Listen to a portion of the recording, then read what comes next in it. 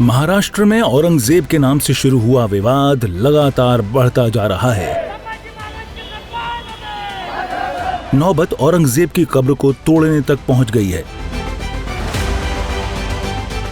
महाराष्ट्र विधानमंडल के बजट सत्र में मुख्यमंत्री देवेंद्र फडणवीस ने औरंगजेब की कब्र के मुद्दे पर कहा था कि हमें भी लगता है कि औरंगजेब की कब्र हटाई जाए। विवाद बढ़ने के बाद देश भर में ये मामला तूल पकड़ने लगा। इस मामले में विश्व हिंदू परिषद और बजरंग दल ने सोमवार यानी 17 मार्च को महाराष्ट्र में आंदोलन का ऐलान किया, जिसके बाद औरंगजेब की कब्र की सुरक्षा बढ़ा दी गई।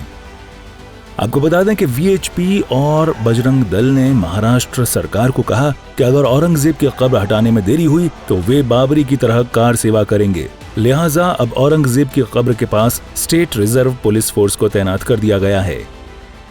औरंगजेब की कलंकित कब्र इस महाराष्ट्र के पावन धरती पे है। बजरंग दल विश्व हिंदू परिषद ने ठाना है वो कब्र हटाना है।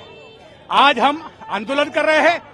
महाराष्ट्र सरकार को भी हम निवेदन दे रहे हैं कि वो जल्द से जल्द वो कब्र हटाए, अन्यथा जैसे कार सेवा बाबर के समय हमने की थी वो कलंकित ढांचा हटाया, वैसे महाराष्ट्र में कार सेवा होगी और ये भी कलंकित ढांचा हटाएंगे। हमारी एक मांग है कि वो कब्र है उसके आजू बाजू का जो अतिक्रमण है वो जल्द से जल्द महाराष्ट्र गवर्नमेंट ने निकालना चाहिए और उसका जो संरक्षित स्मारक का दर्जा है वो निकाल देना चाहिए, नहीं तो बाबरी मस्जिद की पुनरावृत्ति होगी। लाखों की संख्या में हिंदू छत्रपति संभाजीनगर में जमा हो जाएंगे।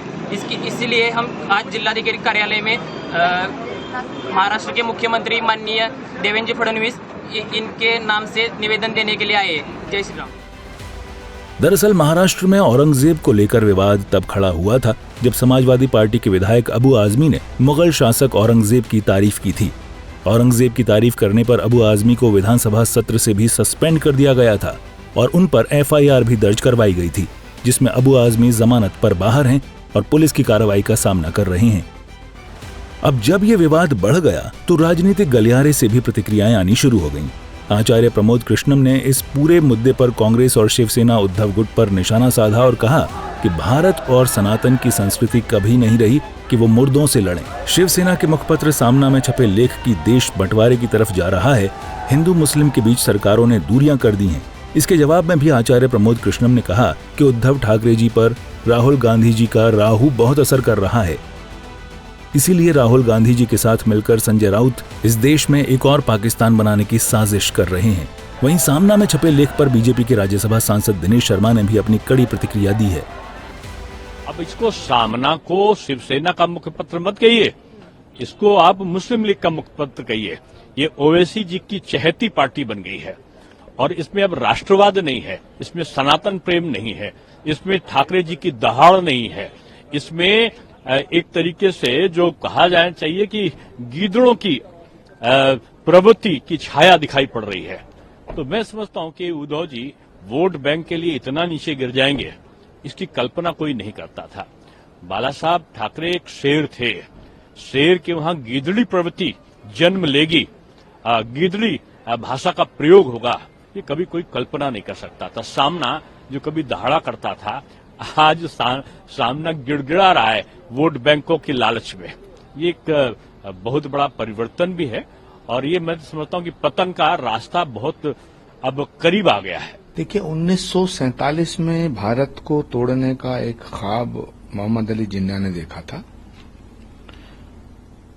और उसी तरह का एक ख्वाब राहुल गांधी के साथ मिलके और संजय राउत देख रहे हैं। और राहुल गांधी जी के साथ रहते रहते राहुल गांधी जी का जो राहु है वो उद्धव ठाकरे जी के परिवार और पार्टी पे आ गया है।